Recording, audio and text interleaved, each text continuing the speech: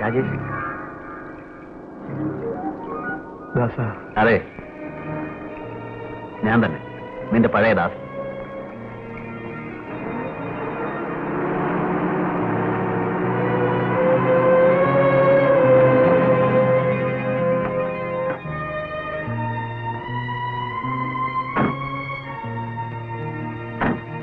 വരൂ. Hey, I am back home. ഇതാണ് എന്റെ കൊട്ടാരം. ദാസരിക്ക്.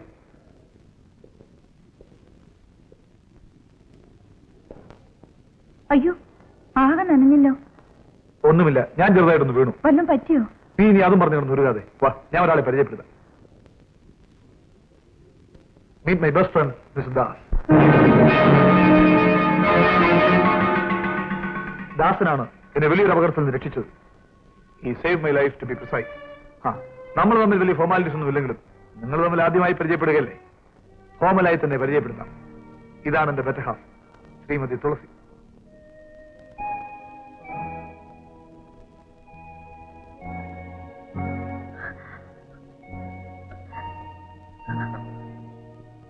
എക്സ്ക്യൂസ് മീ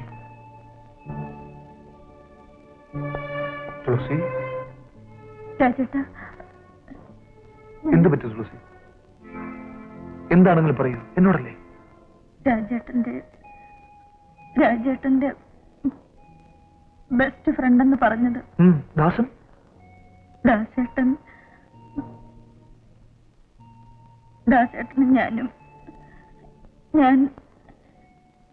ഞാൻ പറഞ്ഞിട്ടില്ലേ?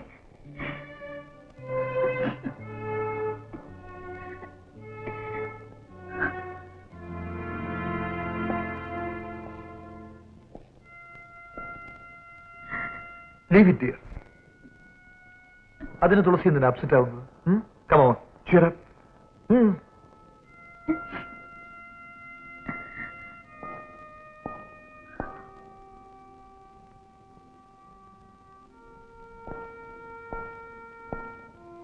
ദാസ, നീ എന്തിനാണ് അസ്വസ്ഥനാകുന്നത്? കല്യാണത്തിന് മുൻപേ തുളസിക്ക് ഒരു പ്രേമബന്ധം ഉണ്ടായിരുന്നുവെന്ന് അവൾ എന്നോട് നേരത്തെ പറഞ്ഞിരുന്നു.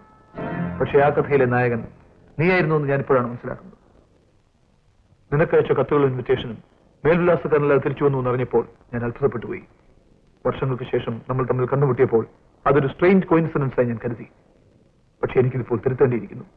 This is a stranger coincidence. Rajesh, എങ്കിൽ നിനക്ക് ഒരിക്കൽ കൂടെ തിരുത്തേണ്ടി വരും. This is going to be the strangest coincidence in your life. നീ പണ്ടറിഞ്ഞിരുന്ന ദാസനെ മാത്രമേ എന്നിൽ ഇപ്പോഴും കാണുന്നുള്ളൂ.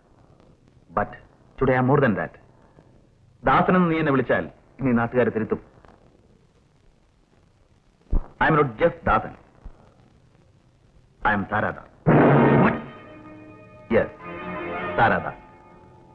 നിന്നെ ബോംബെയിൽ നിന്ന് ഇങ്ങോട്ട് പോസ്റ്റ് ചെയ്തിരിക്കുന്ന എന്തിനാണെന്നറിയാമോ? താരാശങ്കറിനെയും താരാദാസിനെയും പിടിച്ചു കെട്ടാൻ. ബോംബെയിൽ നിന്നും പ്രഗത്ഭനായ ഒരു കസ്റ്റംസ് ഓഫീസറെ ഇങ്ങോട്ട് പോസ്റ്റ് ചെയ്യുമെന്ന് അറിഞ്ഞപ്പോൾ അത് നീയായിരിക്കുമെന്ന് ഒരിക്കലും ഞാൻ കരുതിയില്ല. But I am happy about one thing. ഞങ്ങൾ കള്ളക്കടത്തുകാർക്ക് കിട്ടുന്ന റിപ്പോർട്ടുകളിൽ വരെ പ്രഗത്ഭനെന്ന് വിശേഷിപ്പിക്കപ്പെടുവാൻ മാത്രം പേരും ഗുഡ്വില്ലും നീ ഈ ഡിപ്പാർട്ട്മെന്റിൽ നിന്ന് നേടിക്കഴിഞ്ഞു. Good, I am proud of you. Leave those sentiments aside. എന്റെ ജോലി ചെയ്യുമ്പോൾ ഞാൻ ഒരിക്കലും പതറാറില്ല. സെന്റിമെന്റ്സിനെ കുറിച്ച് ഓർക്കുകയുമില്ല. നീയും അങ്ങനെ ആയിരിക്കണം. ഇന്ത്യൻ കസ്റ്റംസിന്റെ ലിസ്റ്റിലുള്ള ഏറ്റവും കോസ്റ്റ്ലി ആയിട്ടുള്ള ഇരകളിൽ ഒന്നാണ് ഞാൻ. എന്നെ കീഴടക്കാൻ കഴിഞ്ഞാൽ അത് നിനക്ക് കിട്ടാവുന്ന ഏറ്റവും വലിയ അംഗീകാരമായിരിക്കും. എന്തു ചെയ്യാം, ഈ പുതിയ ജീവിതത്തിൽ ദാസിന് കീഴടക്കിയ ശീലമുണ്ട്. കീഴടങ്ങിയ പാരമ്പര്യമില്ല. So sorry. വരട്ടെ, will meet. We have two Das. No, Taradas.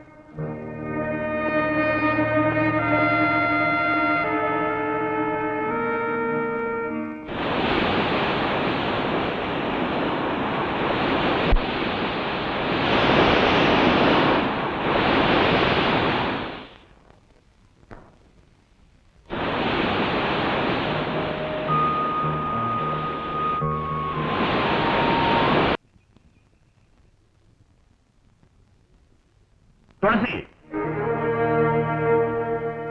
ദാസ, നിന്നെ പണ്ട് 4-5 അക്ഷരം പഠിപ്പിച്ചൊരു മാഷാണ് ഞാൻ. ആ നന്ദിയെങ്കിലും. പക്ഷെ ഞാൻ വേണ്ട, നേരിട്ട് കണ്ടതിൽ കൂടുതലുള്ള വിശദീകരണം ഒന്നും വേണ്ട. മനസ്സിൽ അല്പമെങ്കിലും നന്മ ബാക്കിയുണ്ടെങ്കിൽ എന്റെ മകളെ വെറുതെ വിട്ടേക്ക്. നടക്കണേ.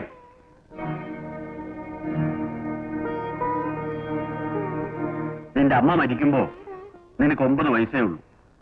അന്ന് തൊട്ട് ഇന്ന് വരെ നിന്നെ ഞാൻ എങ്ങനെയാ വളർത്തിയെന്ന് നിനക്കറിയാം. ഉപദേശിക്കാനല്ലാതെ ശിക്ഷിക്കാൻ ഈ അച്ഛന് കഴിയില്ല. നീ ഈ ബന്ധം മറക്കണം. ദാസന്റെ കുടുംബവും നമ്മുടെ കുടുംബവും നമ്മൾ പാവപ്പെട്ടവരാണെന്ന് അറിഞ്ഞുകൊണ്ട് തന്നെയാ ദാസേട്ടൻ. പാവപ്പെട്ടവന്റെയും പണക്കാരന്റെയും വ്യത്യാസം മാത്രമേ നിനക്ക് അറിയൂ. നീ അത്രയേ കണ്ടിട്ടുള്ളൂ. അച്ഛൻ കാണുന്ന വ്യത്യാസം അതിലെല്ലാം വലുതാണ്. പണത്തിന്റെയും നിലയുടെയും കാര്യം പറയാൻ ഇവർക്ക് എന്നുണ്ടായി ഇതെല്ലാം? ദാസന്റെ മുത്തച്ഛന്റെ കാലത്ത് അവർ നമ്മുടെ തറവാട്ടിലെ ആശ്രിതന്മാരായി. പിന്നെ ഇത്ര പെട്ടെന്ന് ഇതെല്ലാം എങ്ങനെയുണ്ടായി? എന്റെ മോൾക്ക് അറിയോ അത്? ദാസന്റെ അച്ഛൻ ഗൾഫിലായിരുന്നെന്നും അവിടെ കാർ ആക്സിഡന്റ് മരിച്ചുവെന്നും നീയും കേട്ടിരിക്കും. അവിടുത്തെ കൽത്തുറുങ്കിൽ കിടന്ന് ചാട്ടവാറടി കൊണ്ടാണ് അയാൾ മരിച്ചത്. കാരണം അറിയോ നിനക്ക്? നിയമത്തെയും സത്യത്തെയും ഒറ്റിക്കൊടുത്തതിന്, കള്ളക്കടത്തിന് ചരട് വലിച്ചത്. ദാസന്റെ അമ്മാവൻ ശങ്കരൻ എന്താ ജോലി ബോംബെയില്? അവിടുത്തെ പോലീസും കസ്റ്റംസുകാരും വേട്ടയാടി നടക്കുന്ന കള്ളക്കടത്തുകാരൻ. അന്തസ്സും നേരും അത് കടുകോളം കളയാതെയാണ് അച്ഛൻ ഇന്നുവരെ ജീവിച്ചത്. ഇനിയുള്ള നാളുകളിലും ജീവിക്കുകയാണെങ്കിൽ അങ്ങനെ ആവാവുന്നുണ്ട്. എന്റെ മോളായിട്ട് അച്ഛനെ തോൽപ്പിക്കരുത്.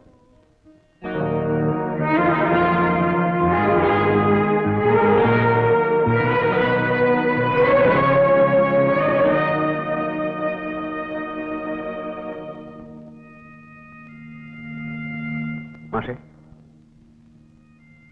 എന്റെ അച്ഛനും അമ്മാവനും ചെയ്ത തെറ്റിന്, ഞാൻ അറിയാത്ത തെറ്റിന് മാഷിനെ ശിക്ഷിക്കരുത്. ഞാൻ തുളസി ഇഷ്ടപ്പെട്ടതും സ്വന്തമാക്കണമെന്ന് ആഗ്രഹിക്കുന്നതും. നോക്കൂ ദാസ, തർക്കിച്ചും ഏറെ വിസ്തരിച്ചൊന്നും ആരെയും ബോധ്യപ്പെടുത്താൻ എനിക്ക് വയ്യ. ഈശ്വരനെ ഓർത്ത് നീ ഇതും കൊണ്ട് മറക്കും. എന്തിനു വേണ്ടി? നിന്റെ അമ്മയുണ്ടല്ലോ കുഞ്ഞലക്ഷ്മി, അവളുടെ അനുഭവം എന്റെ തുളസിക്കുണ്ടാവരുതെന്ന് ആഗ്രഹമുള്ളതുകൊണ്ടാ. പട്ടിണി കിടന്ന് മരിക്കാനാണ് വിധി എന്ന് വെച്ചാലും എന്റെ മോക്ക് ആ ഗതി വരാൻ ഞാൻ അനുവദിക്കില്ല. മാസ്റ്റർ ക്ഷമിക്കണം. മാസ്റ്റർ തീരുമാനത്തിന് മാറ്റമില്ലെങ്കിൽ എനിക്ക് മാസ്റ്റർ സ്വീകരിക്കേണ്ടി വരും. മാസ്റ്റർ അഭിപ്രായം തീരുമാനം തന്നെ ആവണമെന്നില്ലല്ലോ തുളസിയുടെ. ഞാൻ വിളിച്ചാൽ തുളസി ഇറങ്ങി വരുമെങ്കിൽ ആരെതിർത്താലും ശരി, ഞാൻ അവളെ സ്വീകരിക്കും. അതിന് അവൾ തയ്യാറല്ലെങ്കിലോ? അത് അവളല്ലേ തീരുമാനിക്കണം.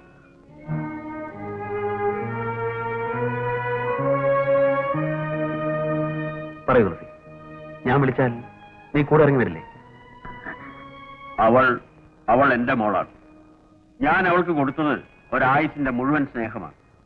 അത് ചവിട്ടി അരച്ചുകൊണ്ട് ഇറങ്ങിപ്പോവാൻ എന്റെ തുളസിക്ക് സാധിക്കില്ല ദാസ്.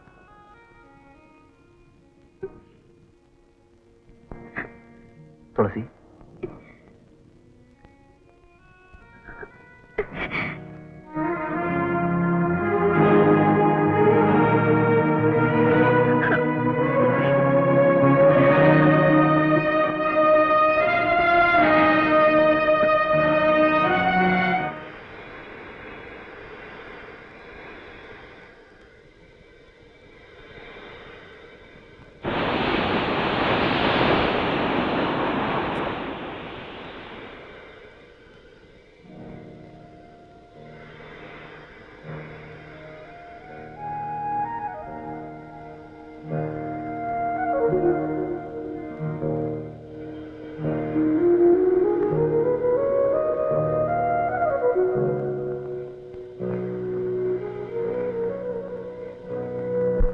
അന്ന് തുളസി എനിക്ക് നഷ്ടപ്പെട്ടപ്പോൾ അതിൽ കൂടുതലായി വേറൊന്നും ഉണ്ടായിരുന്നില്ല എനിക്ക് നഷ്ടപ്പെടാൻ. ഏത് തെറ്റിന്റെ പേരിൽ തുളസി എനിക്ക് നിഷേധിക്കപ്പെട്ടുവോ, എന്റെ വൈരാഗ്യം ആ തെറ്റിനോടുള്ള ആസക്തിയായി മാറി. അമ്മ എതിർത്തു, ഞാൻ കൂട്ടാക്കിയില്ല. പക വീട്ടുകയായിരുന്നു, എന്നോട് തന്നെ. അത് തുളസിയോടും. പിന്നെ പിന്നെ ആ തെറ്റിനെ ഞാൻ ഇഷ്ടപ്പെടാൻ തുടങ്ങി. ഇന്നതെന്റെ ജീവിതത്തിന്റെ ഒരു ഭാഗമായി. ദാസ് താരാദാസായി മാറിയതും രാജേഷ് തുളസിയുടെ ഭർത്താവായതും എന്നെ കീഴടക്കാൻ നിയോഗിക്കപ്പെട്ടതും എല്ലാം വിധിയുടെ വിനോദമായിട്ടാണ് ഞാൻ കണക്കാക്കുന്നത്. ഇപ്പോ ഇന്ന് ജീവിക്കുന്ന ഈ നിമിഷത്തോട് മാത്രമേ എനിക്ക് കടപ്പാടുള്ളൂ. ദാസേട്ടാ, ഞാൻ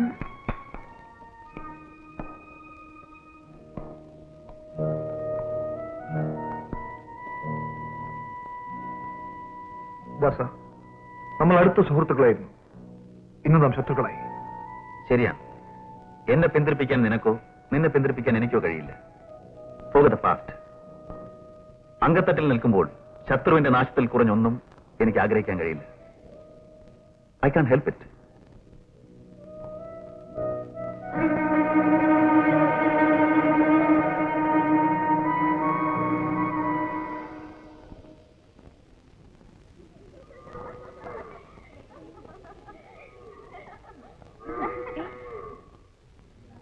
നസീമേ, നിന്റെ ബാപ്പയുടെ കടപ്പുറത്തോട്ട് പോയി. വന്ന ബംഗ്ലാവിലേക്ക് വരാൻ പറയണം. എന്താ സീതേ, സുഖമല്ലേ? അസുഖമൊന്നുമില്ല മുതലാളി. കൊള്ളാമല്ലോടി നിന്റെ മറുപടി. കാത്തമ്മ അവിടെ പോയി? ചന്തയിൽ പോയിരിക്കുക. സിസിലി, നിന്റെ അപ്പൻ എന്തിയടി? അപ്പൻ ലോന എവിടെ ഉണ്ട്? രാവിലെ തുടങ്ങിയോ സേവിക്കാൻ? അങ്ങനൊന്നും ഇല്ലേ, കൊട്ടോടി ഉളിയായിട്ടുള്ള പണിയല്ലേ. ദേശം ഒരു ഉശിരുണ്ടാവും. നിനക്കെപ്പോഴും എന്തെങ്കിലും കാരണം കാണും. മറ്റേ ബോട്ടിന്റെ നിരപ്പലകയുടെ പണി തീർന്നോ? നാളെ തീരും. പോ. എന്താടാ ഗോവിന്ദൻകുട്ടി? ഒന്നുമില്ല. നീ ചാരായം വിൽക്കുന്നതിനേക്കാൾ കൂടുതൽ കുടിച്ചു തീർക്കുകയാണെന്നാണല്ലോ കേട്ടത്. അയ്യോ ഇല്ല മുതലാളി, വല്ലപ്പോഴും വീര്യം നോക്കാൻ തുള്ളി നാവേ വെക്കുന്നല്ലാണ്ട്. എന്താ മീനാക്ഷി, അനിയത്തിയുടെ കല്യാണക്കാര്യം എന്തായി? അവള് അയ്യോ അതിനവള് കിളുന്തല്ലേ മുതലാളി. അനിയത്തെ ഉടനെ കെട്ടിച്ചുവിടാൻ ദേ ഇവൾക്കാ നിർബന്ധം. നീ നടത്തുന്നതോ ചാരായക്കട. പ്രായമായ ഒരു പെണ്ണിനെ ഇങ്ങനൊരു സ്ഥലത്ത് നിർത്താൻ പാടില്ലെന്ന് മീനാക്ഷിക്ക് മനസ്സിലാവും.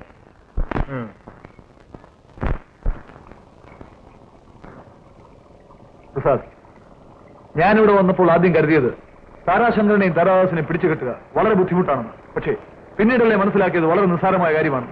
ഫസ്റ്റ് ഞാനും ദാസും we were thick chums in the colon. പക്ഷേ അതിനേക്കാളും പോസിബിലിറ്റി ഉള്ള വേറൊരു റിലേഷൻഷിപ്പ് ഉണ്ട്. എന്താ? തുളസി ഒന്ന് മനസ്സ് വെച്ചാൽ മതി. ദാസനെ നമുക്ക് അക്ഷണം വരച്ചു വരയിൽ നിർത്താം. തുളസിയുടെ എക്സ് ലവർ ആയിരുന്നു ഈ താരാദാസ്. രാജേട്ട പ്ലീസ്. ഈ ചേട്ടന് നാക്കിന് ചിലപ്പോ ബെല്ലും ബ്രേക്കും. എന്താ എവിടെ വെച്ചാ ആരുടെ മുന്നിലാ പറയാന്നില്ല. ഓ പിന്നെ നിന്റെ അടുത്ത് എനിക്ക് ഇവർക്ക് എന്ത് വിളിക്കാനാ? തുളസി ദയം നോക്കി, വല്ലപ്പോഴും നമുക്ക് രണ്ട് വളി പഠിച്ചില്ലേ, പിന്നെന്ത് രസമാണ്.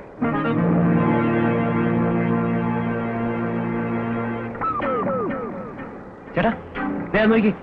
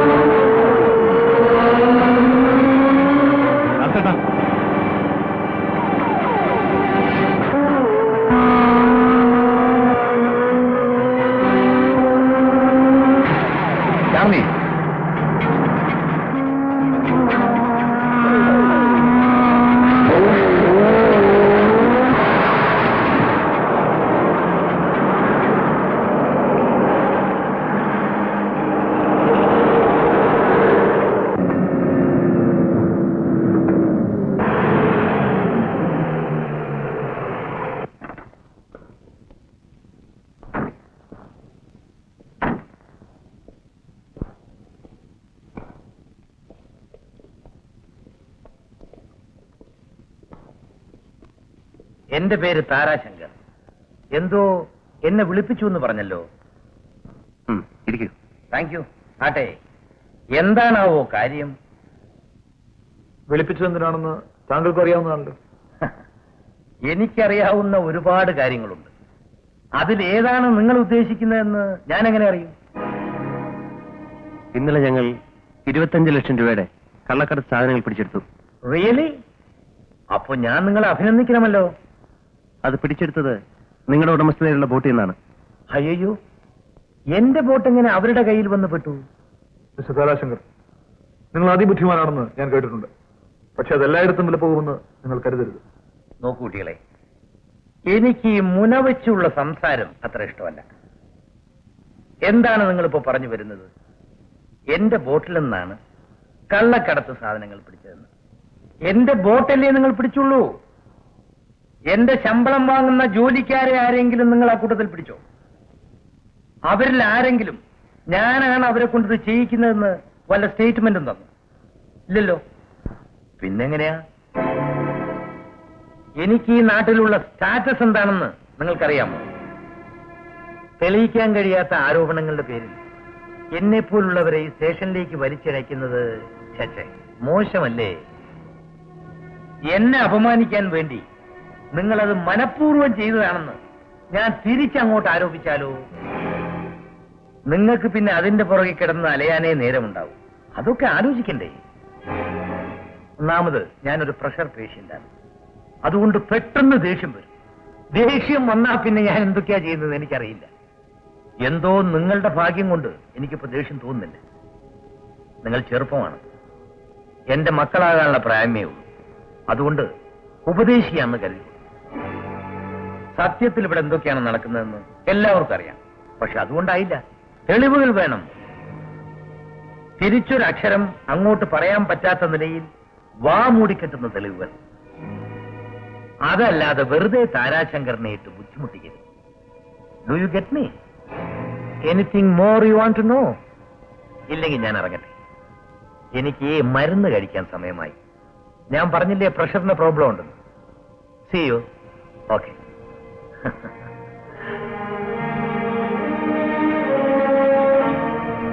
ഡാഡി ഓരോ തവണയും ഇങ്ങനെ കണ്ണടയ്ക്കാൻ തുടങ്ങിയാൽ ഇത് എവിടെ ചെന്ന് അവസാനിക്കുമെന്ന് ആലോചിക്കുന്നുണ്ടോ? ഞാൻ കണ്ണടക്കുകയാണെന്ന് നിന്നോട് ആര് പറഞ്ഞു?